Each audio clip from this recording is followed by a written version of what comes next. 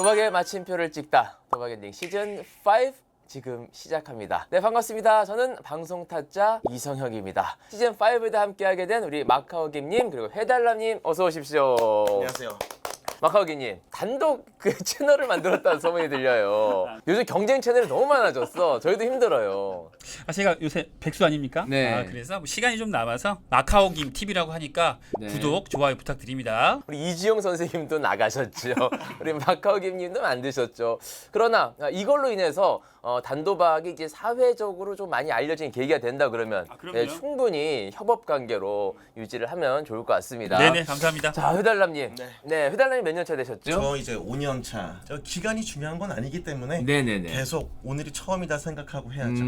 마카오김님도 이제 7년에 시작해서 지금 11년 됐습니다. 네. 네, 저희 도박인들과 함께 하시면서 우리 회달남님의 단도박도 꾸준히 유지해 주시길 알겠습니다. 네, 부탁을 드리겠습니다. 자, 회달남의 달 그리고 마카오김의 달마쇼 지금부터 시작해 볼 텐데 오늘 그 주제는 많은 분들이 이제 도박에 빠지다 보면 자금이 부족하고 그러다 보면 이제 빚을 지게 되는데 그 빚 중에서도 지인빚 이게 참 무섭거든요. 이제 관계까지 깨진다라는 이 리스크를 안고 있는 이 지인빚에 대해서 참 예민한 문제일 수 있을 것 같은데 그 이야기를 한번 좀 나눠보도록 하겠습니다. 일단 빚의 종류에 대해서 한번 설명해 주시죠. 관계가 있습니다.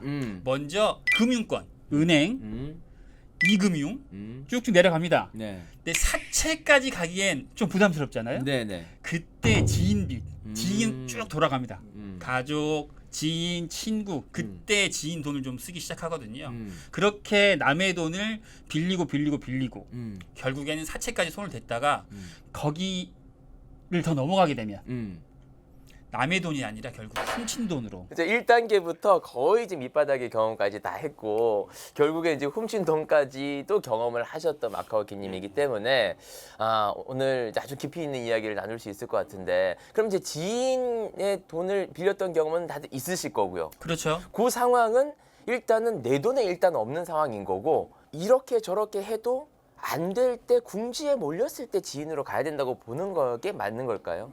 은행이나 금융권 같은 데서 돈을 빌릴 때는 내가 돈을 왜 빌리는지 따지지 않아요. 그렇죠. 내가 설명하지 않아도 된단 말이에요. 네. 근데 지인 돈을 빌릴 때는 내 사정을 말해야 되는데 그 사정 안에 진짜 사정을 도박이라고 말할 수가 없으니까 그렇죠. 그것 때문에 결국 지인한테 거짓말하고 돈을 빌려야 되잖아요. 네.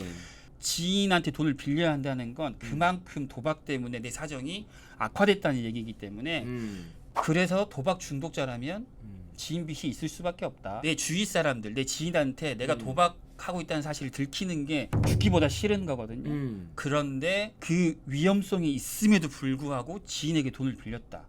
그건 상황이 심각한 상태라고 봐야 합니다. 네. 자, 회달남님. 네. 회달남님도 지인에게 돈을 빌린 경험이 있습니까? 도박할 때 여러 번 있었죠. 꼭 간단하게 좀 그 상황을 좀 설명을 좀 해줄 수 있을까요? 지금 제 생각은 마커기님하고 조금 다른데 말 그대로 이자가 없이 빌릴 수가 있단 말이에요. 그렇죠. 그래서 더 친하고 더 여러 사람들하고 관계가 좋은 사람들일수록 은행보다는 편하게 빌릴 수 있는 지인 빚을 먼저 구하는 경우가 많기도 하고요. 네. 저는 이제 도박 초기 같은 경우에는 아무래도 주변에 사람들이 많았던 상황이다 보니까 주변 지인들한테 뭐 어떠한 용도로 처음엔 당연히 거짓말로 시작을 했죠. 그래서 거짓말로 시작을 해서 돈을 빌려왔고 그러다가 나중에는 이제 은행 손을 대기 전에까지는 계속 거짓말이 안 통해서 네네. 점점 사람들이 한두 명씩 떠나가게 되고 그 이후는 이제 도박 자금 때문에 사실 필요하다라고 지인에게 여러 번 빌리게 됐었죠. 그렇군요. 그럼 이제 회달남님 같은 경우에는 은행이나 사채에 손대기 전에 네. 지인에게 먼저 조금 도움을 요청했던 케이스네요. 그렇죠. 가장 쉬운 방법이기 때문에 저한테는. 마카오김님, 주변을 이렇게 좀 보면 마카오김님뿐만 아니라 또 회달남님뿐만 아니라 주변을 보면 한 두 가지로 나누어질 것 같아요. 관계를 소중하게 생각하는 사람들은 이자가 조금 세더라도 은행에 먼저 손을 내고 도저히 안 될 때 지인을 찾아가는 케이스가 있고 어떤 사람들은 이자가 없는 이제 지인을 먼저 찾아가는 케이스들이 있는데 이 두 케이스 중에는 어떤 케이스들이 좀 많다고 보면 될까요? 두 개 다를 거쳐가고 이건 과정이라고 생각하는데 그러니까 내가 메인 처음에 도박 문제가 없다고 생각했을 때 그리고 도박 문제가 심하지 않았을 때는 맞아요. 굳이 은행 금융권에 가서 뭔가 절차를 밟아서 돈을 빌리는 것보다 아주 가볍게 내 친구한테 돈 빌릴 수 있죠. 잠깐 거짓말을 할 수 있지만 이 돈 아주 가볍게 생각하고 빌리는 거기 때문에 그렇게 빌릴 수 있는데 결국 도박 문제가 있는 거 스스로 자신이 잘 알 수밖에 없거든요. 네네. 내 도박이 좀 깊어지고 내 삶에 문제가 생기기 시작한 이후부터는 지인한테 돈을 빌린다고 해도 덜 친한 친구한테 돈을 빌리기 시작해요. 네네네. 그때는 내 상황이 좀 심해졌을 때는 왜 내 친한 친구일수록 조금 더 빨리 내 상황을 눈치챌 거거든요. 네네. 네가 돈이 왜 필요하지 이런 걸 걱정하면서 물어보게 되면 내가 할 말이 궁색해지고 내 사정을 들킬 수밖에 없기 때문에 지인은 결국 마지막 보류다.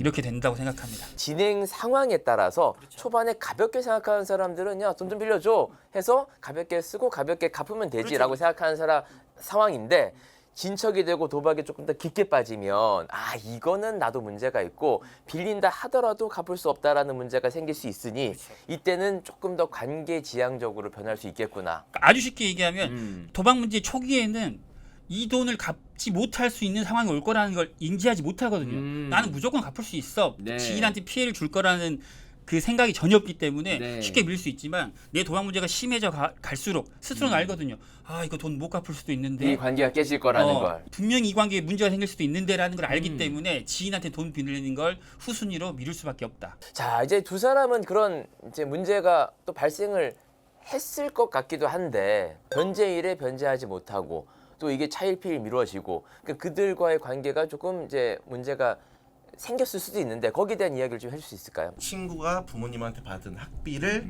제가 이제 이 경기는 무조건 돈이 들어올 것 같아 네. 라는 생각에 잠깐만 빌렸고요. 그래서 그 학비를 그 친구는 이틀 내로 갚아야 하는데 저는 그걸 받은 걸 다 돈을 날리게 됐어요. 아하. 날리게 됐고 친구가 네.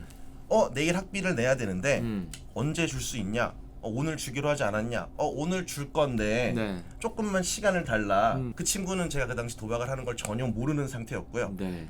어쨌든 돈이 없는 입장에서 네. 다른 친구한테 결국 돈을 빌리게 될 수밖에 없었고 학비가 그래도 몇백만 원 정도는 하니까 네.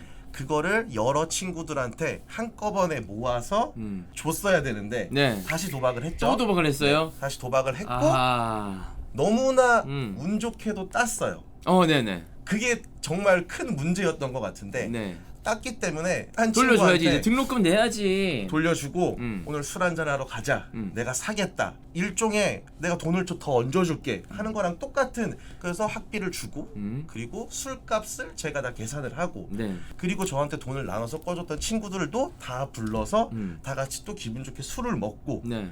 그래서 그 당시 때는 지인들한테 빌려서 돈을 땄을 때는 네. 저는 잘 사주는 친구, 멋있는 형, 그리고 제가 돈을 잃었을 때는 연락을 잠적하는 사람, 요런 이미지를 왔다 갔다 그런 경험들을 많이 했었습니다. 한 번은 이렇게 돈을 이렇게 펑펑 쓰는 형의 이미지이기도 하고 네, 그렇죠. 어떨 때는 잠적하기도 하고 이게 온탕과 냉탕을 왔다 갔다 하는 것처럼 반복하다 보면 오히려 저 형 돈 잘 버네? 혹은 굉장히 좀 잘 나가네? 이런 이미지보다는 불투명한 사람이라는 이미지가 주변 사람들한테는 씌워졌을 가능성이 높겠군요. 아무래도 그때 제가 장난으로 하던 말이 나 사업한다고 어. 사업하는데 네. 너네 애기들은 모르는 거야. 같은 친구라도 애들은 모르고 사업하는 사람들은 돈이 들어올 때도 있고 나갈 때도 있어. 그렇죠. 일종의 사업과 똑같은 개념으로 생각을 하면서 네. 도박을 했었기 때문에 저는 이런 사람들 보면은 바로 이게 걸러지거든요. 네. 근데 대학생들은 이게 구분이 좀 안 될 것 같아. 그래서 저 형이 사업하기 때문에 돈을 좀 많이 굴리다 보면 또 돈이 왕창 들어와서 우리한테 술도 사줄 수 있지만 또 이렇게 좀 어려운 시기를 겪을 수도 있겠다라는 생각에서 등록금까지 주는 그런 우를 범할 수도 있겠다는 생각이 드네요. 자, 가볍게 밸런스 게임 한번 가보도록 하겠습니다. 나랑 가까운 지인 빚을 먼저 갚는다. 대면대면한 지인 빚을 먼저 갚는다. 대면대면한 지인 대면대면한 지인 빚.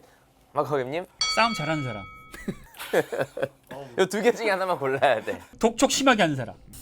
너무 경험에서 우러나오는 요거는 일단 별표. 도박한 걸 모르는 지인의 빚, 그리고 도박한 걸 아는 지인의 빚. 아는 지인 빚. 아는 지인의 빚. 네, 마커김님. 도박한 걸 아는 지인 빚. 아는 지인의 빚을 먼저 갚는다. 자, 생활이 어려운 지인의 빚을 먼저 갚는다. 좀 여유가 있는 지인의 빚을 먼저 갚는다. 휘달람님? 네, 그거 맞습니다. 아 어려운. 마카오김님 여유 있는 사람도 갚죠. 여유 있는 사람부터 내용 증명을 날리는 지인의 빚 그리고 믿고 기다려주는 지인의 빚. 내용 증명을 날리는 지인 빚인데요. 아 그렇군요. 아니, 내용 증명 날려야 되는군요. 돈 받으려면.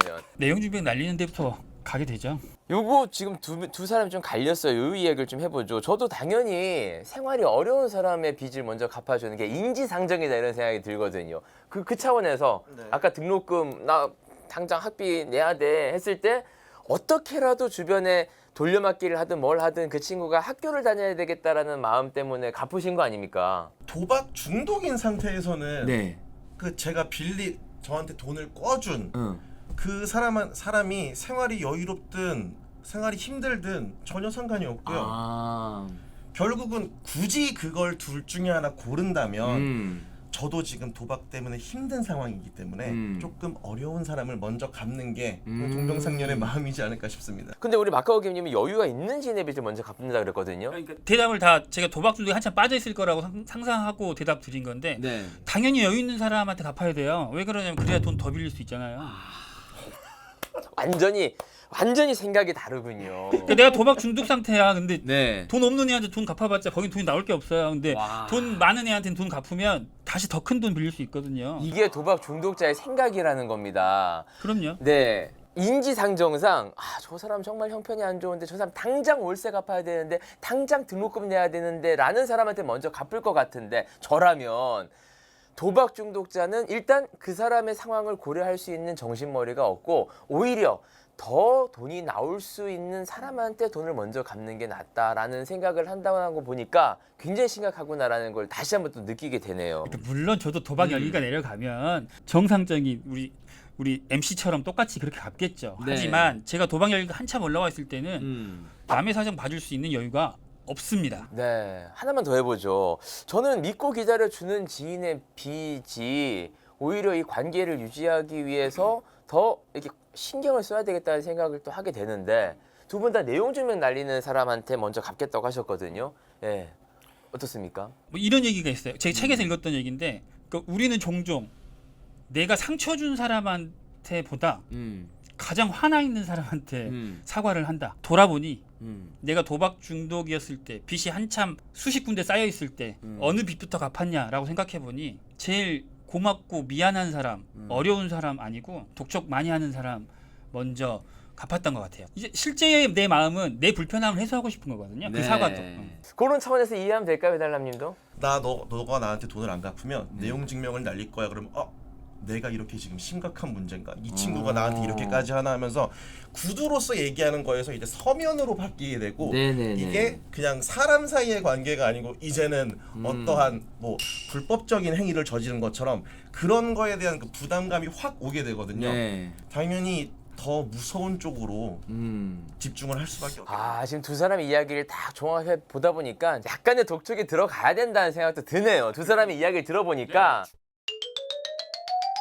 변제일이 됐는데도 내가 지인의 돈을 못 갚게 되는 상황이 된다면 당연히 전화가 오지 않겠습니까? 예, 해달랑. 예, 약속됐는데 어떻게 됐니? 그때 어떻게 이야기하는 거지 좀 좋을까요? 우선 자기의 상황을 전부 다 얘기를 하셔야 돼요. 도박을 얼마를 했고 내가 얼만큼 그거에 대해서 뉘우치고 있다라는 걸 얘기해줘야 되고요. 그리고 그 사람 역시 그 말을 듣는다고 해서 전부 다 이해할 수가 없어요. 그렇죠. 왜냐하면 약속 자체를 어긴 거고 네. 사실 거기서 거짓말까지 했다고 하면 믿음이 워낙 무너지기 때문에 그래서 내가 이 말을 했다고 그 사람이 내 말을 다 받아들여 준다고 절대 생각하면 안 되고요. 네. 나는 이미 이 사람하고 관계가 어느 정도 무너질 수 있다라는 생각을 하고 자기가 할 수 있는 모든 진실된 얘기를 해야 된다고 봅니다. 결국은 시간을 더 미루는 것밖에 될 수가 없죠. 상황을 먼저 이야기하는 것이 그나마 조금 네. 해결할 수 있는 방법이다. 상대방을 위해서 뭘 해야 되냐면 상대방이 예측 가능할 수 있게 만들어줘야 되는 거예요. 그러니까 상대방이 나 때문에 스케줄이 꼬이지 않도록 그러려면 팁을 하나 드리자면 분명히 미리 사전 고지를 해야 되고 이런 네. 스케줄 변동이 생겼다. 그리고 내가 며칠 날 21일 날까지 돈이 생길 것 같아. 그러면 친구한테 말할 때는 전 솔직히 말씀드리면 한 3일에서 일주일 정도 더 일부러로 더 뒤로 스케줄을 말해라. 텀을 두고 그 친구한테 얘기를 하는 게 실수할 일이 없어진다. 네.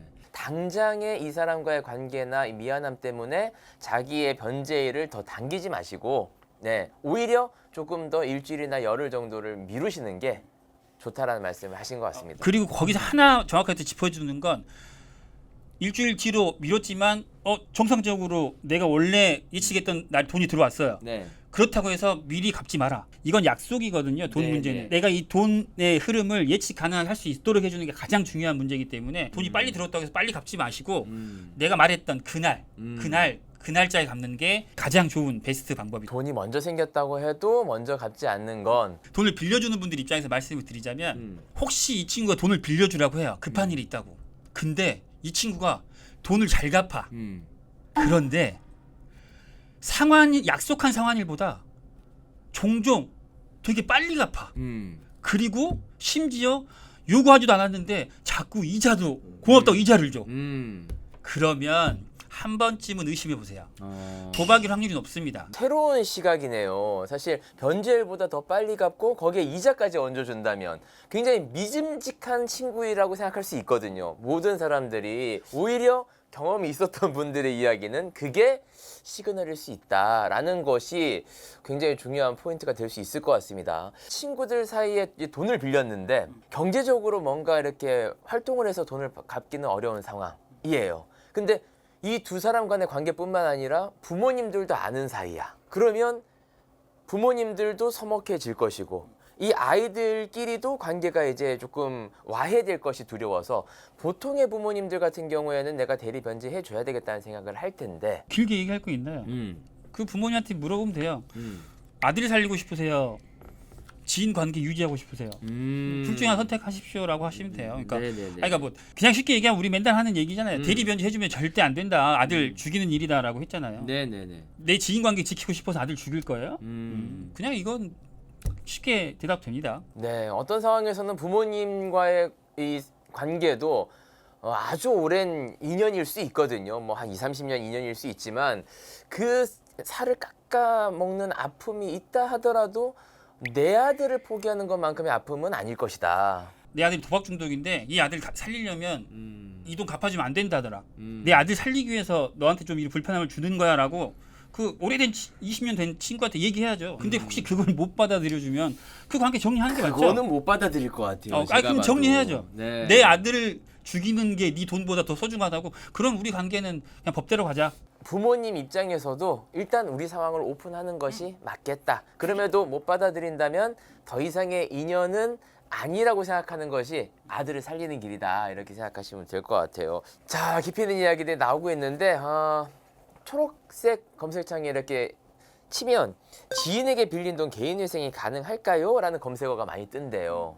네, 여기에 대해서 공감이 좀 가시나요? 아니 제도의 문제니까 개인 회생에는 지인 빚도 포함시킬 수 있습니다. 근데 다만 지인 빚을 포함해서 회생을 받을 수 있는데 그러면 지인 빚도 탕감이 되거든요. 네. 혹시 인가가 난다고 치면 은행권은 사실은 처음 대출해 줄 때부터 대손 충당금이라는 걸 쌓아요. 그러니까 그 이자율에 이미 내가 돈을 못 갚을 확률까지 다 더해져서 자기네들 네 손에 절대 보지 않을 그 이자율로 돈을 빌려주는 거거든요.